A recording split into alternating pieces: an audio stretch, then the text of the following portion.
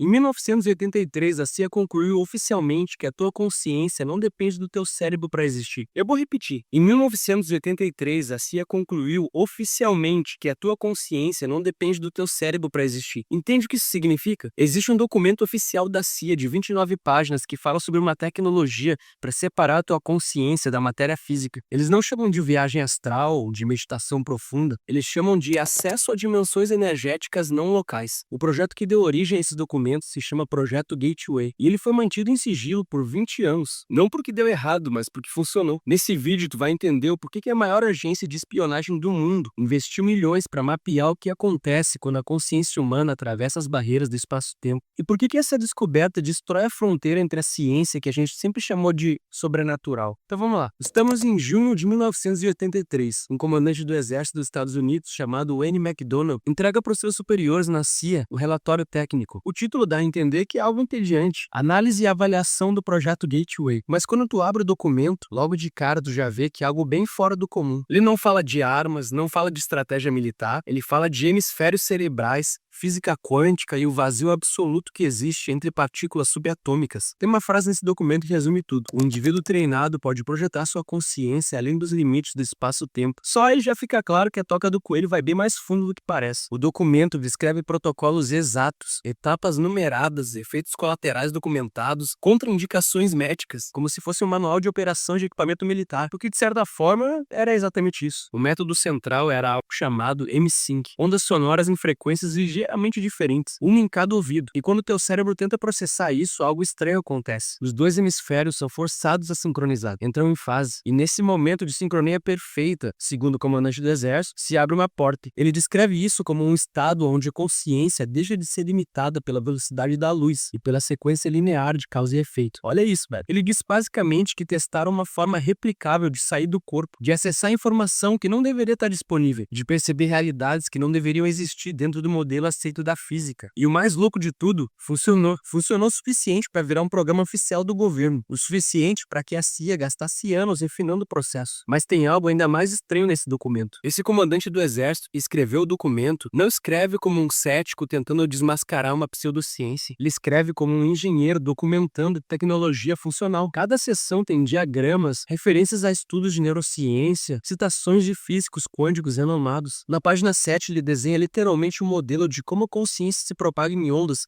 igual a luz ou som. Na página 12 ele explica por que a memória não pode estar armazenada no cérebro. É porque a matemática não fecha, ela precisa estar em outro lugar. E aí vem a pergunta que ele não responde diretamente, mas que está presente por todo o documento, tipo um fantasma. Se a consciência não está no cérebro, aonde ela está? Bom, no final desse vídeo tu vai saber onde ela está. Então assiste até o final. Mas vamos voltar um pouquinho pro começo. Toda essa história do projeto Gateway não começou do nada. Não começou com os militares. Começou com um cara chamado Robert Monroe. Em 1958, ele era um engenheiro de áudio, bem-sucedido, dono de empresa de rádio. Nada a ver com a espiritualidade. Ele estava testando técnicas de aprendizado durante o sono. Tipo gravar informações em uma fita e tocar para pessoas dormindo, para ver se elas absorviam o conteúdo. E aí numa noite de experimento, esse cara teve uma experiência fora do corpo. Ele descreveu a sensação como uma percepção completamente lúcida, mas flutuando acima da cama, olhando para o próprio corpo lá embaixo, sem usar drogas, sem traumas, só as frequências de áudio que ele tinha criado. A primeira reação dele foi de pânico, achou que estava tendo um AVC, marcou médico, exames neurológicos, mas estava tudo normal. Só que essas experiências continuavam acontecendo toda a noite, então ele deixou de lado o medo e começou a mapear tudo, documentar as coisas, testar variáveis, quais frequências provocavam esse efeito, quanto tempo levava para acontecer, será que era replicável? Outras pessoas conseguiriam fazer? E a resposta é sim. Quando ele tocava certos padrões binaurais para voluntários, 70% deles relatavam experiências idênticas a dele. Separação da consciência, percepção expandida, sensação de estar em outros lugares sem mover o corpo. Então, Robert Monroe fundou o Instituto Monroe em 1971, nas montanhas da Virgínia, e ali ele começou a treinar as pessoas sistematicamente. Então, pela primeira vez, experiências internas que sempre foram descritas por xamãs, monges e místicos passaram a ser mapeadas com método, repetição e linguagem precisa. Monroe percebeu algo essencial. A consciência não é caótica, ela se move por faixas, por estados estáveis, que podem ser acessados, reconhecidos e treinados. É a partir dessa constatação que ele cria o que ele chama de levels de foco, ou simplesmente focos. Focus significa ponto de atenção, ajuste fino, como o foco de uma lente. A metodologia dele se baseia em sintonizar a consciência em frequências específicas, tipo como um rádio sabe que tu sintonize, e aí quando tu sintoniza na frequência certa, o ruído acaba. E aí no meio dos anos 70 começaram a aparecer uns visitantes incomuns. Não eram os hippies, não eram buscadores espirituais, eram os militares, gente da inteligência americana. Só que eles chegavam sem uniforme, sem identificação, mas faziam umas perguntas bem específicas. Por quê?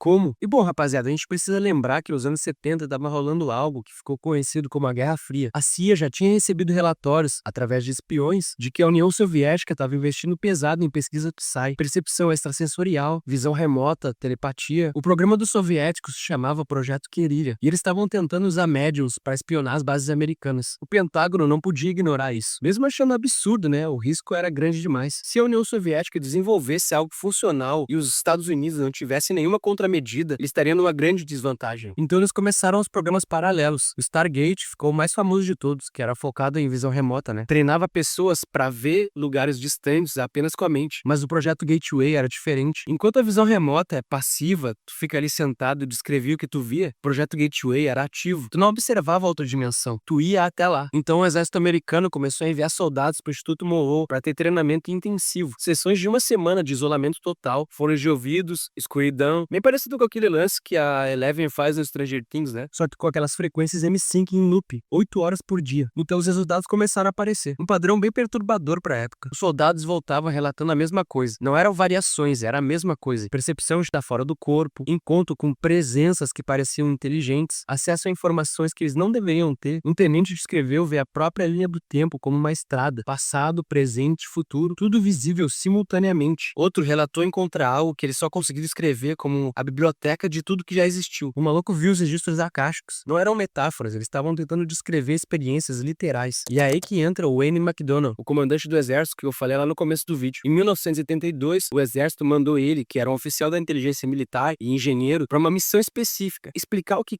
estava acontecendo nesse Instituto Monroe. Era real? Era alucinação? Era uma viagem coletiva? Sugestão psicológica? Então esse McDonnell passou meses pesquisando nesse lugar. Ele leu sobre física quântica, neurociência, estudou modelos do David Bohm, que era um físico sinistro que trabalhou com Einstein. Enfim, o maluco virou um nerd nesse assunto. Então em junho de 1983, ele entregou o relatório pro superior dele. Só que ele não desmascarou o que estava acontecendo ali. Pelo contrário, o McDonnell construiu um modelo teórico que tornava tudo plausível. Não só provável, plausível. E tudo baseado em física real, matemática real e neurociência real. E a conclusão dele, resumida, é a seguinte: o universo funciona como um holograma. A consciência não é produzida pelo cérebro, mas apenas filtrada por ele. E existe uma dimensão de informação pura, fora do espaço-tempo. O relatório do cara foi aprovado, foi arquivado e classificado, ou seja, tornado sigiloso. E o programa continuou, só que na surdina, né? Então agora a gente vai entrar fundo no que esse McDonnell escreveu no relatório dele. Porque ele não escreveu como um místico, ele escreveu como um engenheiro tentando entender o funcionamento de uma máquina. E a máquina, nesse caso, é a própria realidade. Primeira premissa, página 9. Tudo é vibração. Matéria é energia condensada vibrando em frequências baixas. Pensamento é energia vibrando em frequências altíssimas. A diferença entre uma pedra e uma ideia não é de natureza, é de frequência. Se tudo é vibração, então tudo pode ser descrito em termos de onda. E ondas se comportam de forma previsível. Elas podem ser medidas, moduladas e sincronizadas. Coincidência ou não, isso é exatamente o que diz na terceira lei hermética. Tudo é vibração, só que não para por aí. Segunda premissa, o cérebro é um holograma. Imagina uma fotografia normal. Se tu cortar ela ao meio, cada metade da fotografia só tem metade da imagem, certo? Tu cortou o lado esquerdo, tu perdeu o lado direito da foto. Só que num holograma, se tu cortar metade, cada pedaço ainda contém a imagem inteira, só que com menos nitidez. Ela fica mais granulada, digamos assim. A informação não está dividida em partes, ela está distribuída por toda a imagem. Quando ele diz que o cérebro é um holograma, ele está dizendo que as memórias e informações não ficam localizadas nos neurônios específicos. Tipo, por exemplo, a lembrança da tua avó está guardada nesse neurônio aqui. E aí, se tu perder esse neurônio, tu perdeu para sempre a lembrança da tua avó. Não é assim que funciona. Ele diz que a lembrança da tua avó está distribuída por padrões espalhados por várias regiões. Ou seja, a memória não está armazenada no cérebro. Ela é acessada através dele. A terceira premissa que o maluco descobriu. E aqui as coisas ficam realmente estranhas. A consciência não é produzida pelo cérebro. Ela é captada por ele. O McDonnell cita o David Bohm diretamente. Esse David Bohm foi um físico que propôs a existência de duas ordens da realidade. A primeira é a ordem explícita, que seria o mundo físico, tridimensional, que tu pode ver e tocar, que é regido pelo tempo linear, causa e efeito, e tem a ordem implícita, que é uma outra dimensão oculta, onde tudo está conectado fora do tempo, onde a informação não viaja, porque ela já está em todo lugar ao mesmo tempo. Seria aquilo que o Hélio Couto chama de vácuo quântico, só que com outro nome. O Bohm chama isso de holomovimento, o universo como um oceano de energia vibrante, onde cada parte contém o todo. E segundo McDonald, a consciência não vem do cérebro, ela vem dessa ordem implícita, ou seja, ela vem do vácuo quântico. O cérebro é como se fosse só um rádio que sintoniza essa frequência. E o que isso quer dizer de verdade? Quer dizer que se a consciência é captada pelo cérebro como um rádio e não produzida por ele, então ela pode existir sem o cérebro. E talvez teu cérebro consiga sintonizar frequências diferentes. Ele pode acessar informação que não passou pelos 5 sentidos. O projeto Gateway seria tecnologia para fazer isso conscientemente. Ok, mas como que isso funciona na prática? Bom, o método que o Monroe desenvolveu tem 7 níveis, e eu vou descrever os principais. Lembra que eu falei dos níveis de foco? Começando pelo Focus 10, seria a mente desperta, com o corpo adormecido. Digamos que tu colocou os fones de ouvido, e aí colocou para tocar a frequência M5 que ele fez. São frequências diferentes em cada ouvido. Digamos que 200 Hz